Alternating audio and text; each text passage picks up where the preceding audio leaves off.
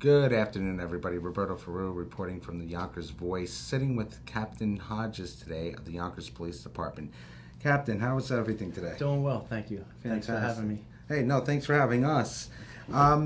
We're coming to you today to discuss some of the community events that are going on. Firstly, what's your comment or what's your take on current events as far as the community and the police department? How would you say the relations are? Well, you know, being with all the issues going on nationwide, especially across the country, some of the relationships are strained with police departments. But I feel in the Yonkers Police Department, it's more of a community. It's more of a neighborhood. It's more people that have grown up together, and I don't think we have the issues that are plaguing departments nationwide. And luckily so. I mean, we do have issues. We do have some race issues. We've had some bias incidents. We have some gang issues. But all in all, I think our relationship with the community is fairly well.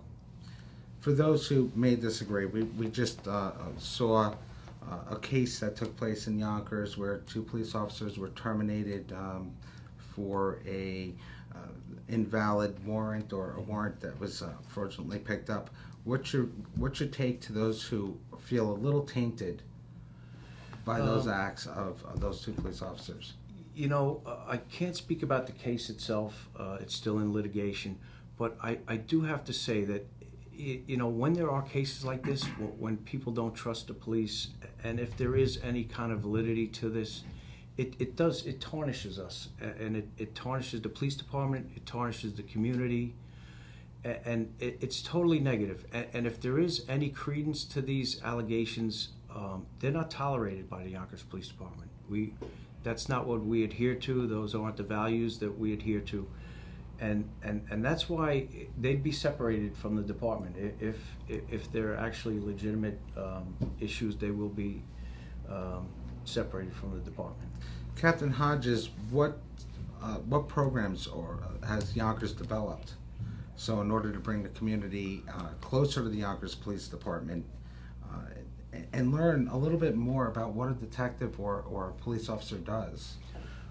Actually, the department has several, and one is the Civilian Police Academy, which I actually teach a couple of classes at, and it's a great program. This is where the community can come and kind of live and work in the shoes of a police officer as they go through their day, and they get to realize that there's probably 90% boredom at many times, and a lot of it is report writing and very mundane things. But there's 10% of times where a police officer has to make split-second decisions, and thank goodness, for the most part, our officers make very good decisions. They're trained very well. We run a very good police academy. So when these civilians go through the academy and they actually have some firearms training, there's a simulated firearm training system. When they utilize this system and they put real life scenarios on a videotape, and the civilian person will have like a computerized weapon, computerized gun, and they show these scenarios, these three-dimensional scenarios. It gets your heart pumped up, and when you have a person and he's screaming at you and coming at you, and next thing you know, you find out it's a deaf person, or it's a person that doesn't speak English, or they don't speak any language, or you know, they have an issue, or they're looking for directions and they pull out of their wallet a phone, and you have to make that decision when you think they may be pulling out a weapon. So it's just something, you really can't explain it properly, but it's great that some people in the community are being able to go to this academy, and they're really coming out with really good results. We have an Explorers program that's geared towards youth. I believe it's 16, 17, 18-year-olds, somewhere around there. And they have to be chosen for this. They have to do well in school. They have to listen to their parents. They have to reach certain requirement. And then they go through this program, and these kids love it. They have like a type of patch that says Explorer on it, and the commissioner goes out and he gives them kudos, and they have a graduation ceremony. It's just a really good program.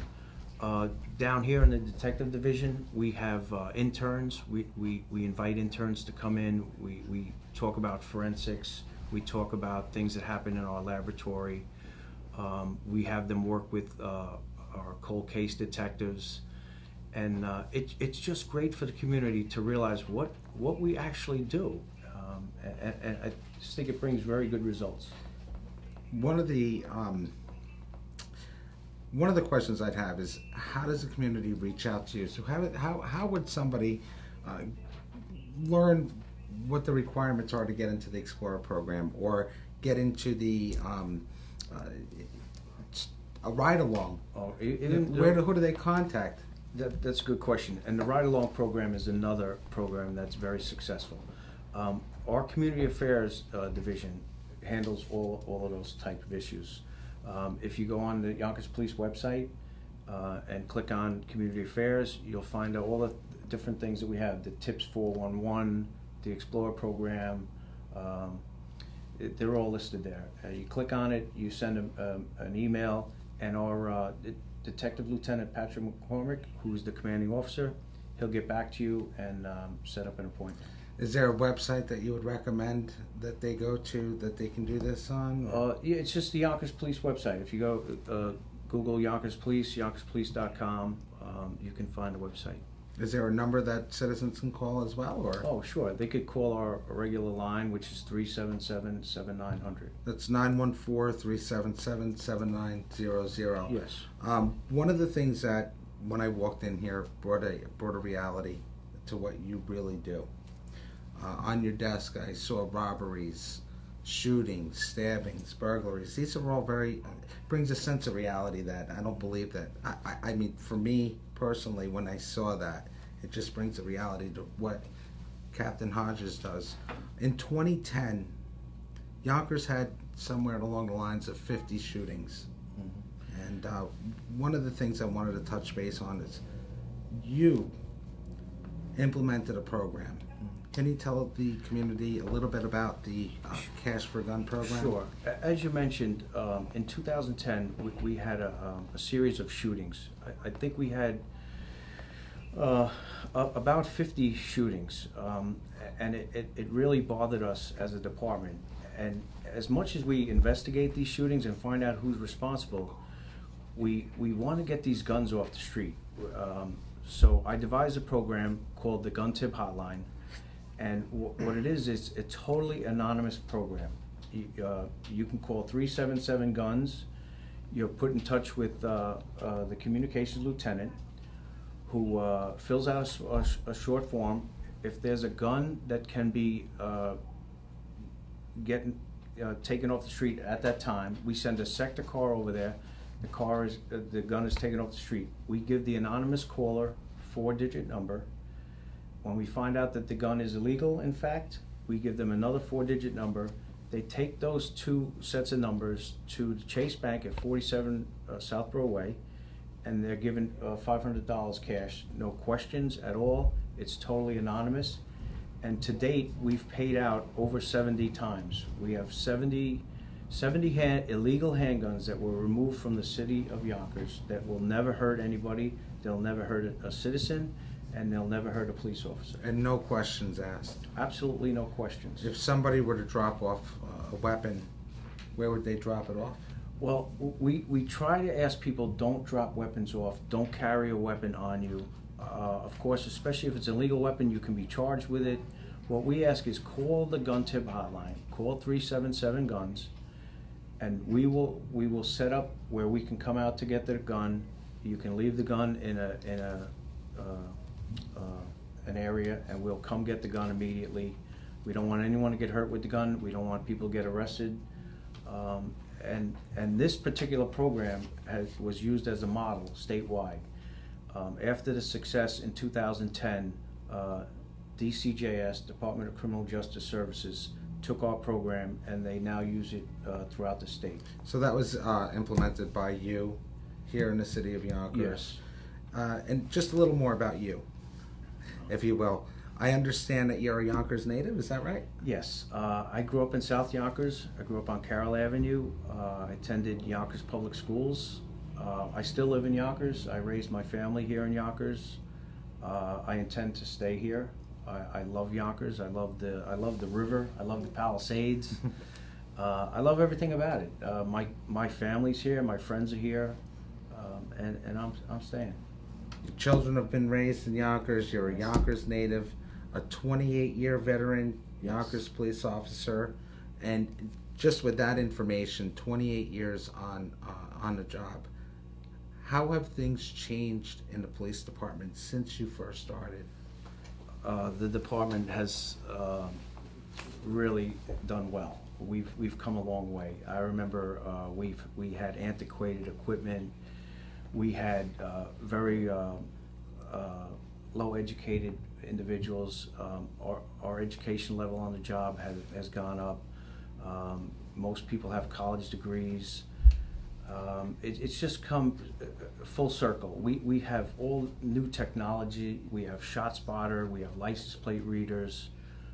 We have so many different technologies that we use to fight crime now that we didn't have. We have less than lethal weapons. We have tasers. And the commissioner just authorized us to expand the taser program. I believe he ordered about 200 tasers. So we want to treat the community right. We don't want any issues with the community. So we look for the best technology out there and the most less than lethal options that we can have. In light of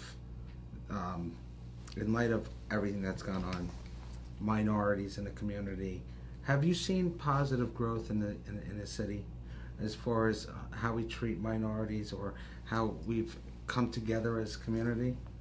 Well, I've seen it since I was a kid. I grew up in a predominantly white neighborhood, but I went to school with predominantly blacks. I went to Yonkers High School, and I mentioned to you before, I never even had a skirmish in high school. I never had an issue.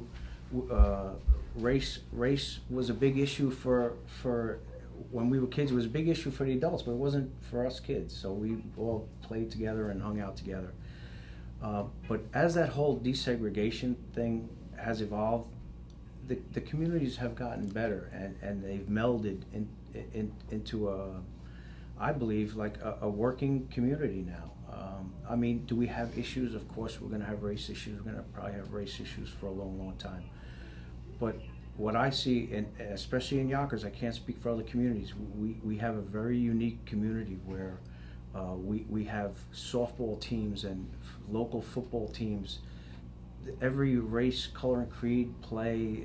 Nobody's left out of anything, and I think it works. In the police department, we've come a long way with our minority recruitment, and we have a lot of new young African American detectives and female detectives, and it's working out. It's working out really good.